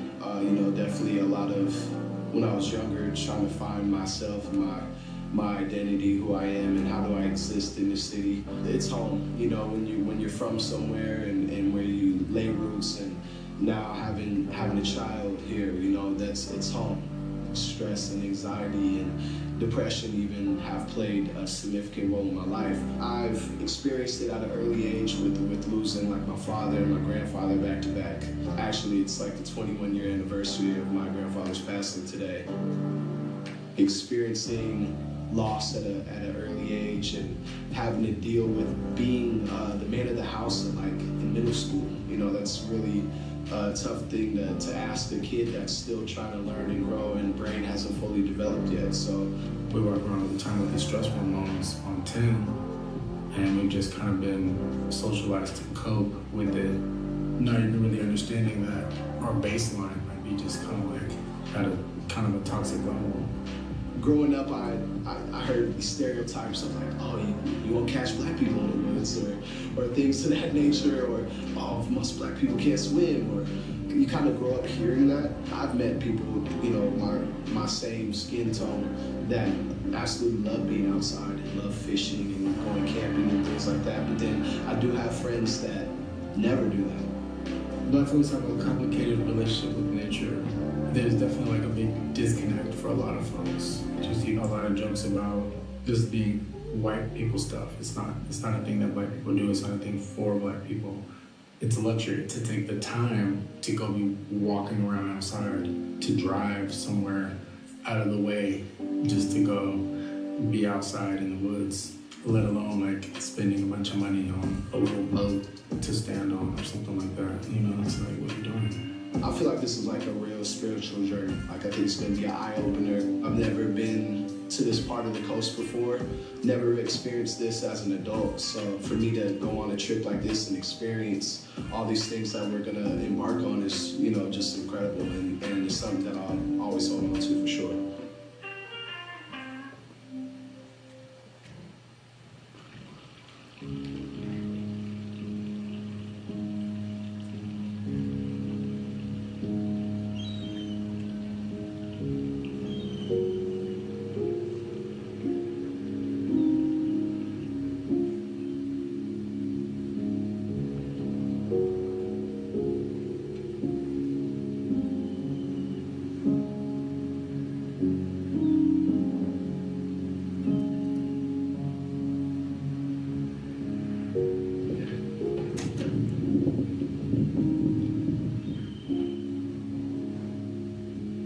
Something felt different about being here with Matt and Sullivan. It was like I was experiencing all of this for the first time again. Like sharing a meal you prepared for yourself 100 times with family. I was excited to see what new experiences this journey had in store for me.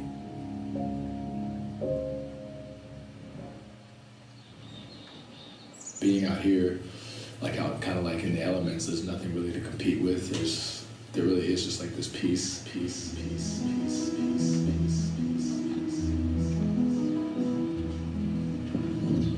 Like you forget how big and beautiful everything is, and it's invigorating. And it's a different kind of freedom. Just thinking about how things like this take the back seat when they shouldn't. Yep. Yeah, I was just thinking that about how this is like something that's like a worthwhile use of your time, but it might not really seem like it in the face of like whatever responsibilities. It's like, how do you prioritize taking a break? You ever get to feel like you don't belong here? Sometimes. I feel like it's just kind of related to even the gentrification in your neighborhood. Back and walk somewhere, even though it's in our backyard, it's still miles, it's still gas, it's still degrees, it's still it's time, it's a hefty amount of resources, and meanwhile, the things that we've been pressured to maintain feel like they're gonna burn down while we're gone. Right. Is it gonna be there when I get back? It's gonna be there when I get back. I mean, on some real shit, I feel like I left my door unlocked.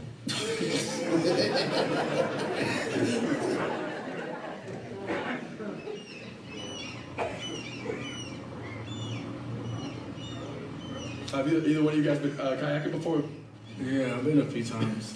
Maybe it was like outdoor Afro or something, like a group that gets black folks outside. I actually heard about that. We went kayaking. I went out with them a couple of times. I definitely have.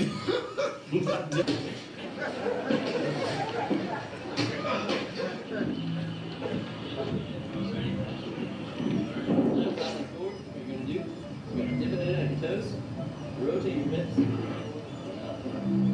Side, toes, rotate your hips.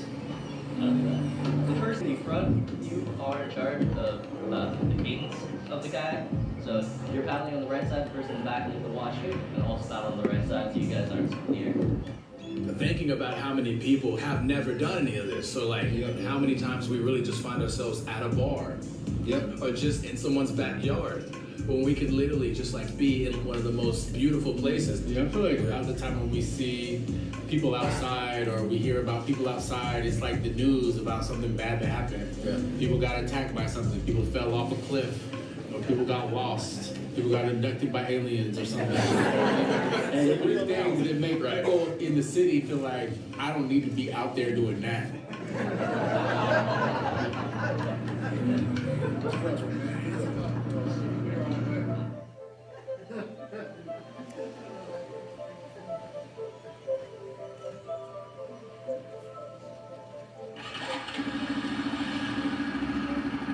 The feeling of release and wonder was amplified by togetherness. Here, as the trees bent under the wind's weight and the sand shifted as the beach exhaled over the dunes, we felt the world call to us. Here, we were free.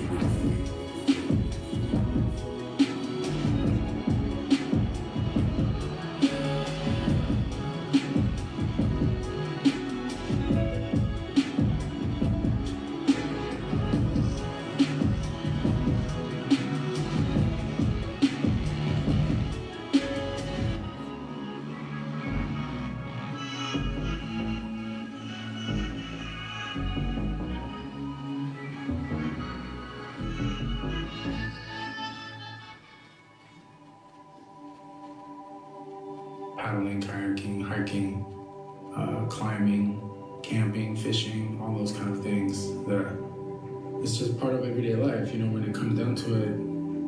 Black people's connection to all those things like runs deep into your DNA.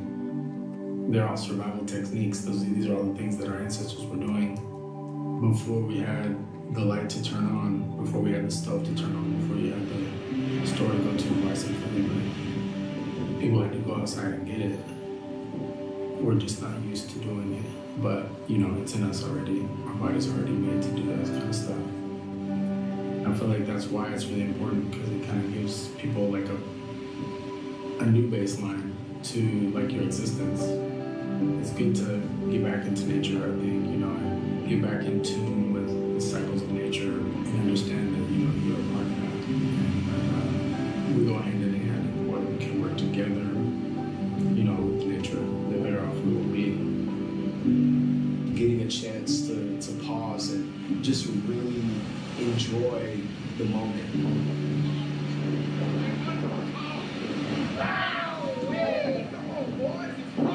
Just getting off the socials and not really worried about my phone, just being present in the moment.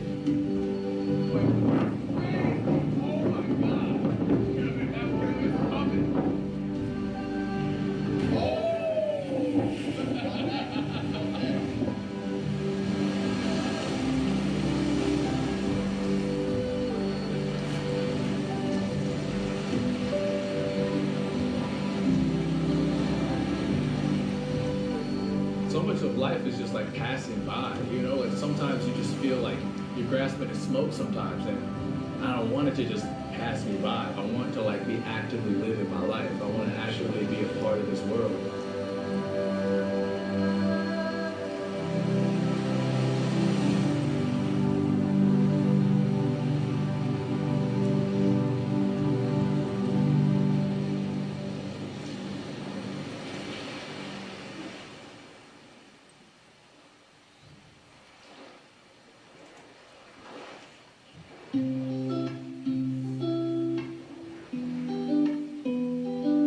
What's this trip been like for you guys? I came there pretty anxiety filled and kind of like carrying a lot of stress and a lot of weight.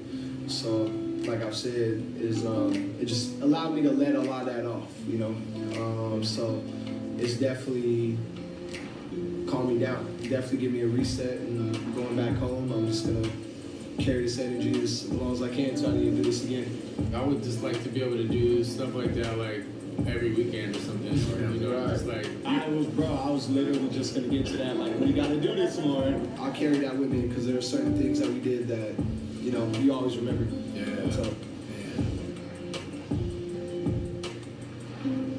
Thanks for coming out here with me, guys. Thanks for having us. Yeah, it was nice. It's a great talk.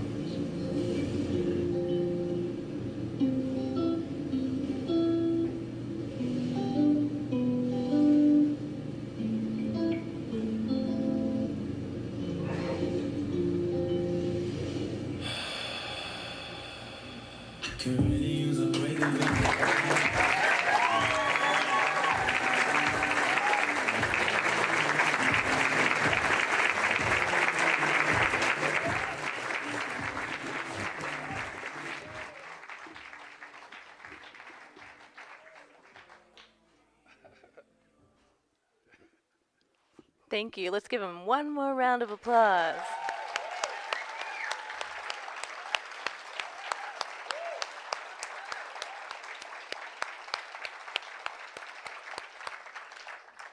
I'm just calling my team up here really quick. We're going to do a little bit of raffle action, and we just wanted to all together say thank you to you all. Not that way.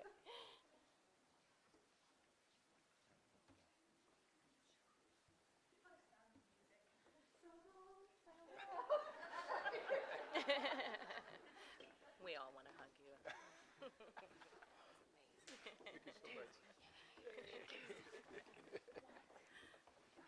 Grab this off of here, I think. All right.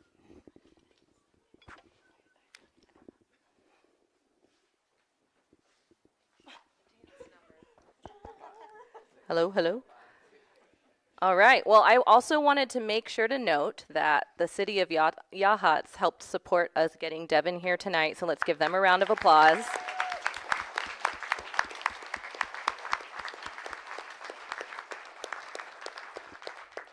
And I also wanted to note that we had some changes in the way that the schedule happened tonight, so I really appreciate everyone being really flexible and also being present still. I'm blown away by some of the changes that were made that you all embraced, but also just to see everyone smiling and having a good time. And that just really means a lot to our team, the work that we do behind the scenes, all of the partners that we work with, for you to sit here and be able to absorb and hear and engage with all of the things that we're doing. So thank you so much for that. Oh, I didn't introduce my team, but I will. So over here we have Leslie, Leslie is a non-voting a member of our board. You all met Jamie Kish earlier. This is Kathy Rigby, our newest board member. Megan Hoff. Julia Cardis, also board member. And then we have Nicole, who has been extremely instrumental in putting all of this together. She's been anywhere she's needed to go. She's helped us figure it out. Already gone. So for Beth Cattleman's anemone sculpture, we have, oh wait, first, before I say it, I'm going to pass these to a lovely assistant on the side here, and if I call your name, then you'll come pick this up and then exchange it for your award in the award room, or well, where the raffles were. All right, thanks. Okay, so for the anemone sculpture, Nancy Rhodes. Local Ocean gift card, Steph Fields. She won one earlier as well. That was a little time. All right. Thank you to all of the incredible donors. I think I'm passing this back to Talena. It wasn't my production. I wasn't on the agenda. Oh, what are we doing for the meet us in the back. The live auction? I have no clue. I was doing the other. Oh, okay. And for the winners of the live auction, we have the prizes in the back, so go ahead and meet everyone over there, and we'll get you all sorted. Thank you.